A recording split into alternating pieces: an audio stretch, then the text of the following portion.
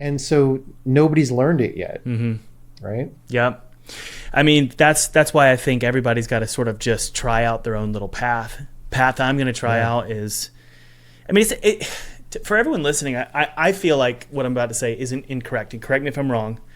I don't think it's hard for small indies to keep doing their thing. Like to get 100K from Kickstarter or a publisher or something and make your game a tiny little game solo or with a tiny team. I don't feel like it's that much different, right? Well, Kickstarter seems hard because people fall into this trap of promising all sorts of stuff correct that they have to do, and then they spend all the money doing the Kickstarter rewards. Yes. But yeah, I mean, there's this essay that's pretty old at this point.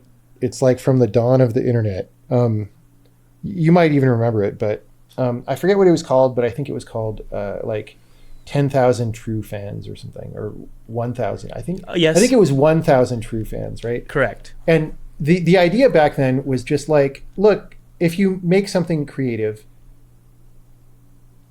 maybe it's not that popular and you don't have a mass audience, but if there's even like 1,000 people who are really interested in the specific thing you do, and you could get them to pay $100 a year because they're that interested, then like you can live off that, right? Quite well. Back then, $100,000 was more money than it is now, right? So maybe you need to adjust the numbers, but that point being like, that actually maybe isn't that hard. It's like, it's definitely achievable, and you see people doing it on the internet in various categories all the time, right? Like you see, I mean, even on YouTube where like people get paid dirt, right? Per view. It's very low revenue, but people are able to be successful there. So, well, it's because they have, like for me, I have products I offer, like, teaching and courses and stuff and games. Like I just feel like,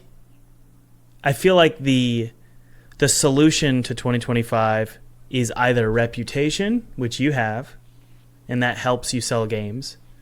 Maybe I'm wrong. Or audience and building an audience. Like we're in an era of everyone's competing for attention with the storefronts. Yeah. And I'm sitting here going, I don't want to play that game. I do not want to play that game. I'll try, but in the meantime, I'm going to build my own audience and my own little island. And well, in terms of building up audience too, that gives you advantages that people might not think about. So for example, let's say you release a game on Steam. Let's say your plan was to release games on Steam and they just get more and more popular, and that's how you build an audience, right? Yeah, sure. The problem is,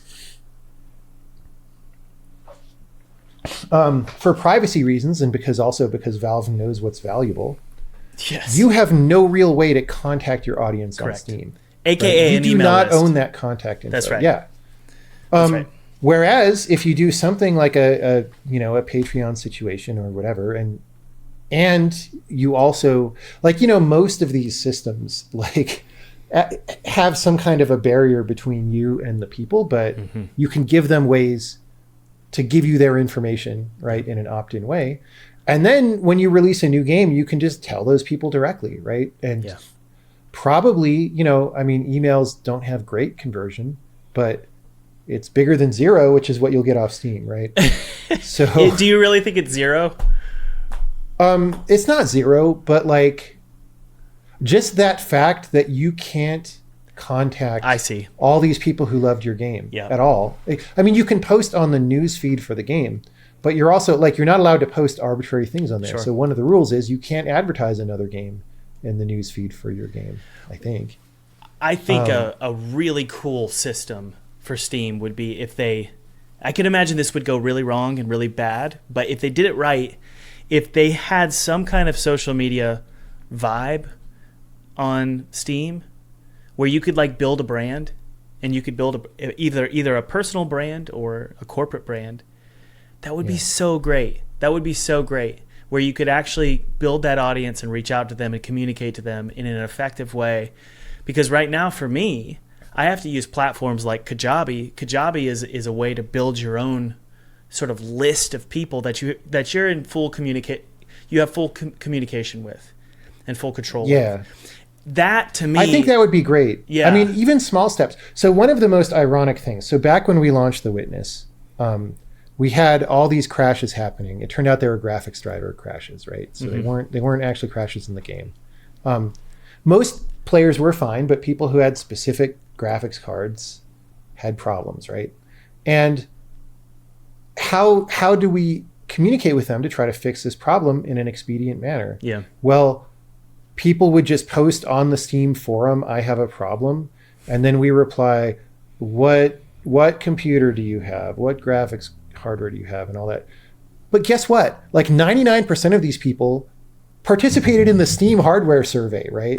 Like you could, yeah. Like they uploaded the data of their whole system. Like we could respond if we could just see that data.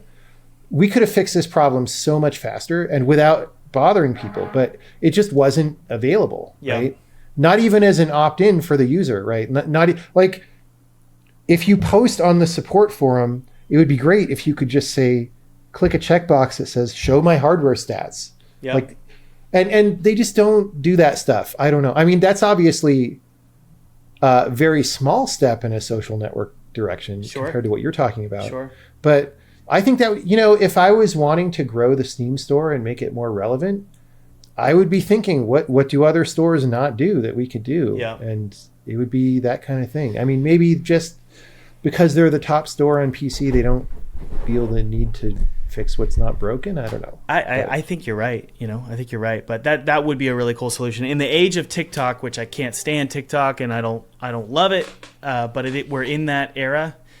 Yeah. I'm sitting here going, how can Steam capitalize on community engagement and building an ecosystem around each game, and that ecosystem supports that game, and it's good for Valve because they'll make money, right? So there's something in me that's like, and I guess it's just because I've seen the value of social media.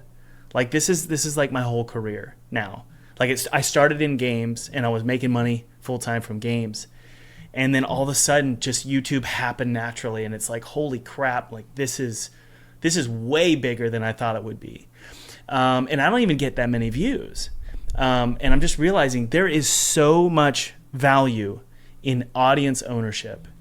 And everyone, and you're doing this, I think, everyone is building their audience, or everyone should build their audience. It's like this insurance policy for the creative. At least I found that to be true, but yeah. I mean, I think that's like just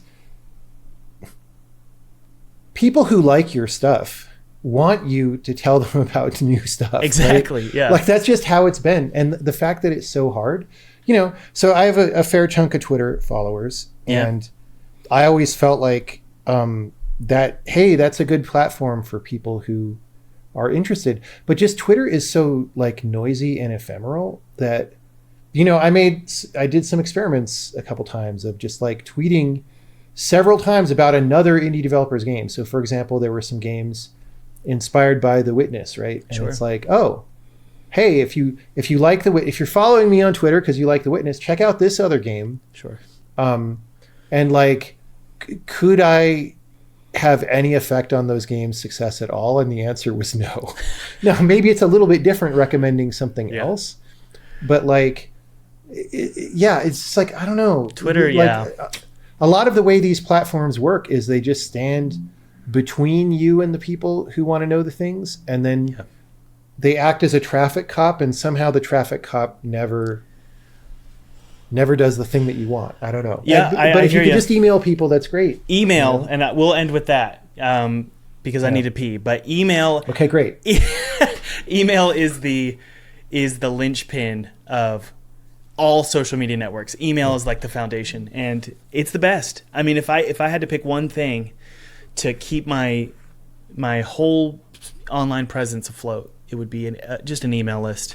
Yeah. So I believe that. My caveat there would be that we've never tried this seriously. Like we did at one point put a little email sign up on, it's like at the bottom of our web page that nobody goes to or whatever. Yeah. And we got like 30 signups or something. Yeah. But if we were to try to pursue that strategy seriously, which we may do, Yeah, I mean, it's, again, it gives you agency, and it's better Yeah. than just having no control. Yeah.